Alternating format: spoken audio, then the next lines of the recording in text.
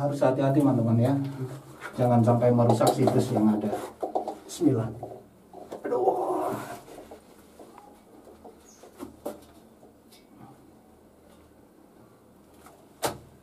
Aku mau keluar yuk.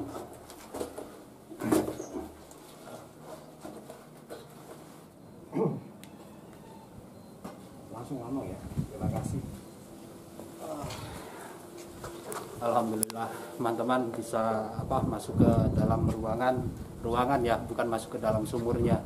Jadi seperti itu tadi yang kita simak bersama-sama bagaimana kondisi dari sumur Jobong yang ada di Surabaya ini. Oke, Pak Nanang, ya, alhamdulillah ya. Ya, alhamdulillah. Kita tutup dulu supaya nanti karena berat. Mas, ya.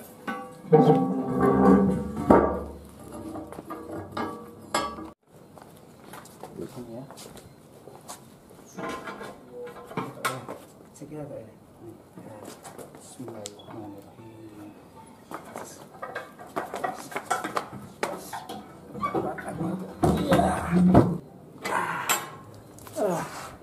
Berat Mas Saiful. Jadi memang harus hati-hati, jangan sampai pinggang kita malah terkilir. Oke. Karena ini terbuat dari besi yang cukup tebal. Kenapa? Karena sumur ini terletak di tengah jalan, jadi supaya tetap bisa diakses warga untuk melintas di sekitar jalan ini. Ya, kita ke salah seorang warga. Nah, kita coba mampir ke rumah salah satu warga yang beliau ini Mas Agus tahu tentang seperti apa proses penemuan kala itu. Assalamualaikum. Waalaikumsalam. Wah, Mas Agus. Ya. Aku iki tamu tanpa diundang. Ya. Tamu sing gak katik ngabari, ujuk-ujuk langsung teko. Iki Mas Saiful pengen takon-takon yang sampean. Ya, Mas Agung, ngapunten mengganggu waktunya ya. Oh iya Mas Agus ya, sorry. Mohon maaf mengganggu waktunya Mas Agus. Jadi barusan kita melakukan eksplorasi ya mengenai sumur Jobong di Pandean ini ya. Nah, menurut informasi yang kita dapat ini Mas Agus, katanya beliau jenengan ini adalah salah satu orang yang ikut menggali pada bagian sumur ini. Bisa diceritakan nggak awal cerita dari penemuan sumur Jobong ini sendiri? Ya, awal ceritanya ya pas pembuatan saluran gorong-gorong ini, waktu menggali mau menanam pokulifat itu. Di saat penggalian sedalam 1 meter, itu terlihat bata yang berjajar gini, 1 meter persegi. Terus waktu itu saya ngasih instruksi ke penggali yang namanya Pak Gandhi itu. Pak Gandhi, oh jadi keprok sih, tolong dilihat ini di bawahnya ada apa. Kayaknya ini ada tetenger ini. Alhamdulillah Pak Gandhi itu turut, bata itu dinaikkan semua sama Pak Gandhi itu. Nah, Pak Gandhi setelah itu terlihat di gini sama sekrop itu ternyata di situ ada lingkaran cincin kayak yang rapi dengan tanah liat. Terus akhirnya digali lagi sedalam 20 cm. Ya, loh Pak Gandhi aja dikeprok sih ya.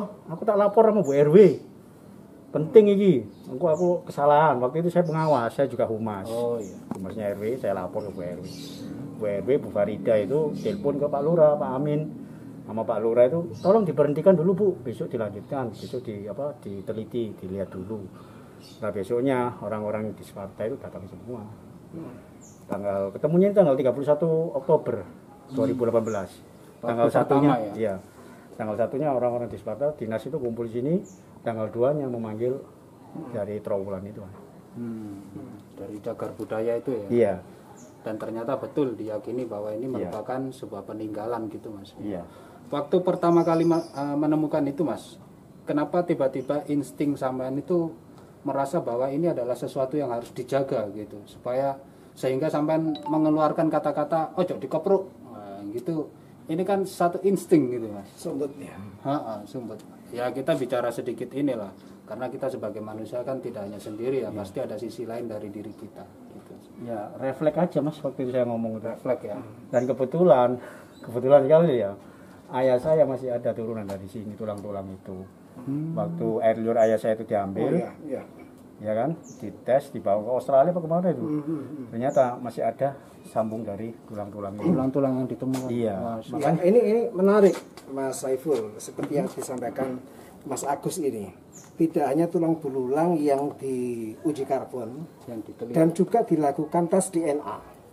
Tes DNA itu mencari kesamaan dari wujud tulang belulang yang diambil dengan sampling 3 orang warga secara acak. Jadi air liurnya diambil. Lalu tes DNA ternyata ada kesamaan 99% identik. Jadi dari tulang itu dengan 3 orang warga ini, yang salah satunya Ayah. orang tuanya Mas Agus. Yang artinya apa, bahwa kalau diruntut ke belakang dari ayahnya Mas Agus ke belakang hingga abad ke-15 kala itu 1400-an itu ada turunan begitu. Artinya warga atau orang tuanya Mas Agus, mbahnya, sampai seterusnya itu nggak pindah-pindah di tempat ini. Sampai kemudian Mas Agus ini. Jadi orang itu sangat stick, sangat ngelompok, sangat nggak kemana-mana di kawasan ini. Jadi sampai bapaknya Mas Agus yang menjadi salah satu sampling, air liurnya diambil, diuji DNA, ada kesamaan dengan tulang belulang itu. Waktu itu orang tua jenengan memang masih ada di sini, Mas? Ada, kebetulan masih ada. Nah, maksudnya tinggal di Iya, sekitar sini. iya, Nah. iya. Luar biasa teman-teman. Ini artinya satu keajaiban seperti yang saya bilang barusan tadi, karena ternyata seperti sebuah pertanda gitu bahwa melalui Mas Agus ini ada satu jejak, di mana jejak ini jangan sampai rusak gitu. Perasaannya waktu itu Mas Agus ketika dinyatakan bahwa ada kemiripan dengan tulang yang bisa kita bilang tulang purba lah ya, itu ketika dinyatakan ada kemiripan, perasaannya waktu itu gimana Mas Temben? Ya antara gimana ya, percaya nggak percaya. Percaya nggak percaya ya? Tapi yang ngomong yang teliti yang dari profesor-profesor akhirnya gimana ya, berarti betul berarti. Iya.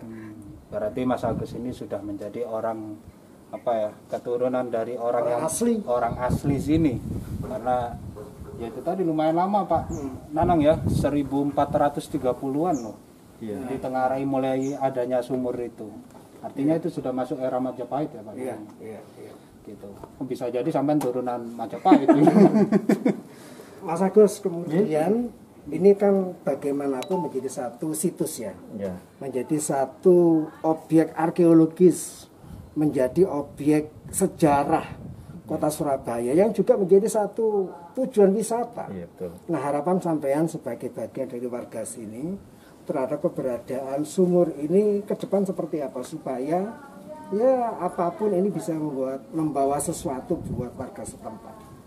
Apa harapan sampean? Harapan saya itu kawasan ini lebih diperbaiki lagi lah desain interiornya itu, agar wisata-wisata lebih menarik, pengunjung-pengunjung lebih menarik, dan juga nanti akan menambah penghasilan untuk warga. Itu warga itu jualan gado-gado, lontong balap, khas makanan Surabaya, atau rujak cingur lah apa sebenarnya, bisa jadi kampung wisata yang lebih besar ya. Gitu ya.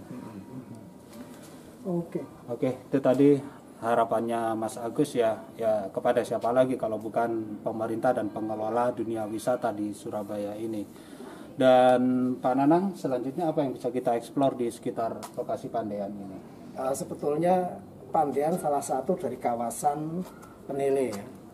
Yang secara umum memang Penele ini memiliki dan masih menyimpan peninggalan sejarah yang luar biasa. Misalkan ada tempat lahirnya Bung Karno di Pandean juga, Gang 4 misalkan. Lalu di kawasan Penele, di Gang 7 Penele itu tempat tinggalnya Cokro Aminoto, yang dimana dulu Soekarno pernah ngekos di situ. Ada juga rumah tokoh-tokoh pejuang di kawasan Penele, Pandean, dan Plampinan misalkan. Kalau kita runtut lagi secara arkeologis ke belakang, juga ada Masjid Jami Penele, ada makam Putri Cempo, itu tahun 1300-an, yang berarti juga menunjukkan ketuaan secara arkeologis kawasan ini. Jadi mungkin itu akan menjadi satu penjajakan kita selanjutnya untuk kita petani satu persatu seperti apa potensi sejarah, potensi arkeologis kawasan ini sebagai cikal bakal kota Surabaya.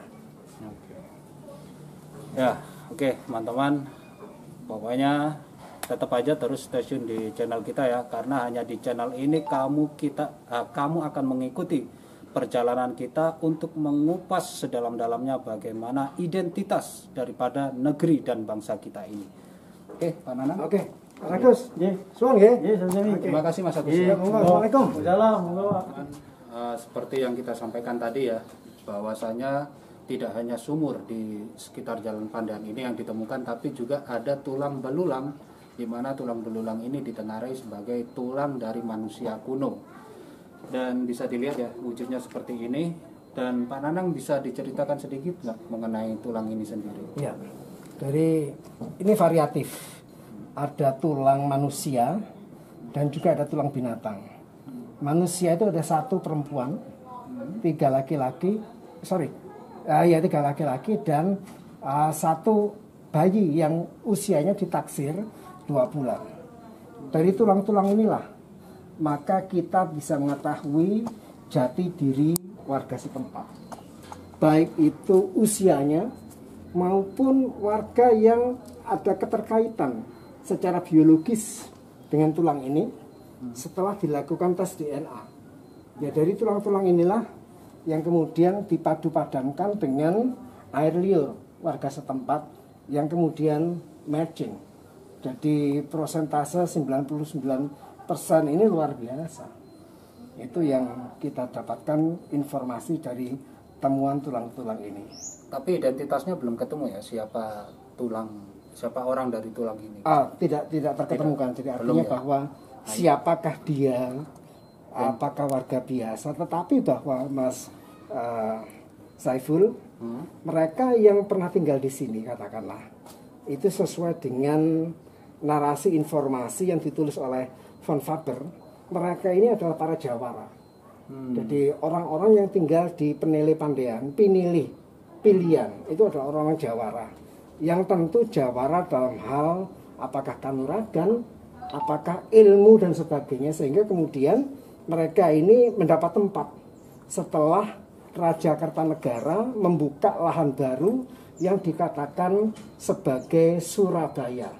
Lahan baru itu ada di kawasan utara dari Penele Pandean, yaitu di kawasan Pengampon, Jagalan, kemudian Semut dan Bunguran.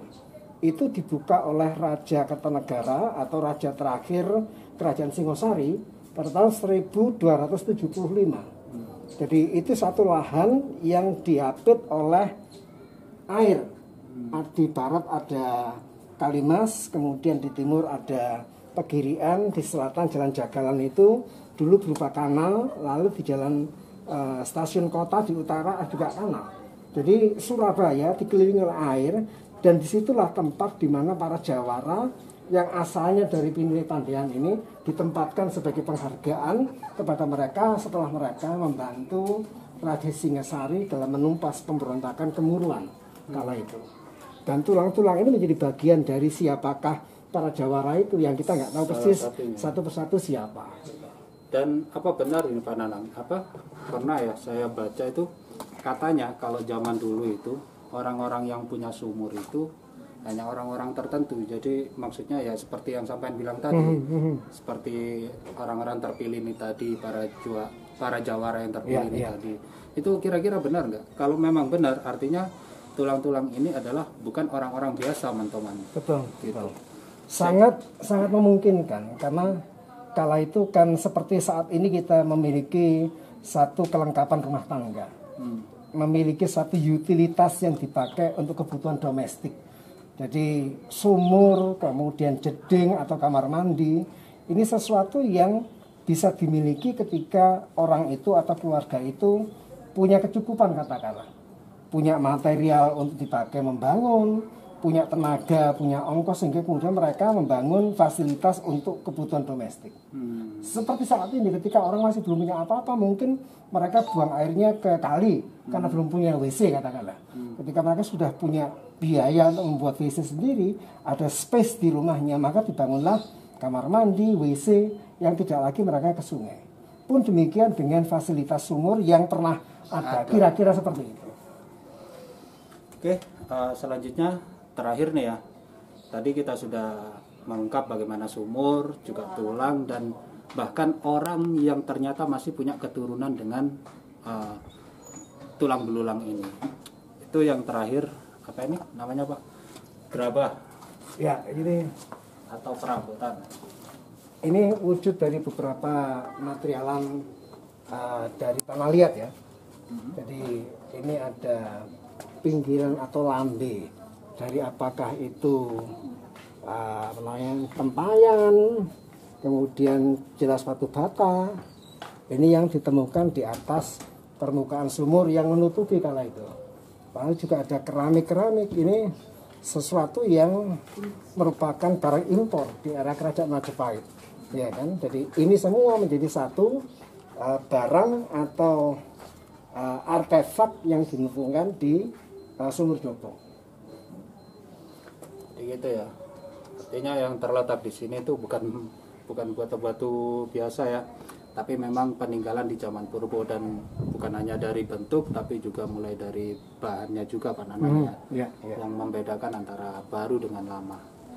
Di sini juga ada deskripsinya, teman-teman kalau bermain di sini juga bisa mempelajarinya secara langsung. Oke, kawan YouTube Indonesia, itulah tadi eksplorasi kita mengenai Sumur Jobong di kawasan Pandean, Surabaya, di mana Sumur Jobong ini ditengarai sebagai sumur yang ada sejak era Majapahit, dan bahkan lebih jauhnya lagi Pak Nanang ya.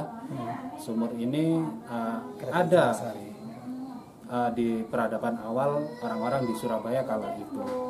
Dan teman-teman, cukup sekian dulu ya eksplorasi kita. Sampai jumpa di edisi berikutnya. Kita akan kupas tuntas sehabis-habisnya sampai benar-benar mendetail, karena hanya di channel ini kamu akan mendapatkan informasi selengkap-lengkapnya bersama Nanang Purwono. Salam Jibril.